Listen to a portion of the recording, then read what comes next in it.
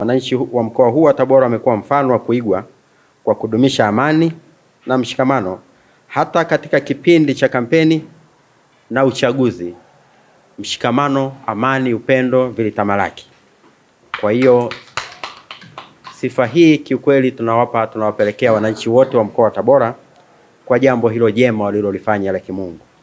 Na washukuru pia viongozi wetu wa dini na madhehebu mbalimbali yote yaliyopo katika mkoa wetu kwa kuendelea kuhubiri amani na umoja.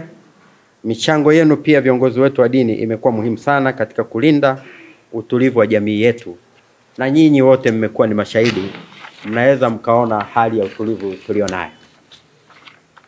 Napenda kuwafahamisha wananchi wote wa mkoa huu wa Tabora kwamba hali ya usalama wa mkoa ipo salama na mkoa wote upo salama na viunga vyake. Hali ni shwari na hali ni tulivu. Pia mkoa wa Tabora wananchi wameendelea na shughuli zao za kila siku za kujitafutia. Hakuna kikwazo, hakuna kikundi wala mtu ambacho kimeleta tishio. Kama nilivyowaambia viongozi wa dini, viongozi hawa wa kamati ya ulinzi na usalama wamesimama kidete, na wao kwa kweli nichukue nafasi hii kuwashukuru kwa dhati kabisa.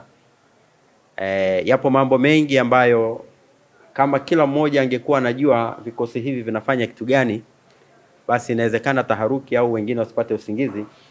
Lakini tunasimama, vikosi hivi vinasimama ili nyote nyie muweze kupata usingizi na nyote nyie muweze kufanya kazi zenu bila hofu, ambavyo kazi hiyo ya kiusalama vikosi hivi vimeitekeleza kwa dhati kabisa.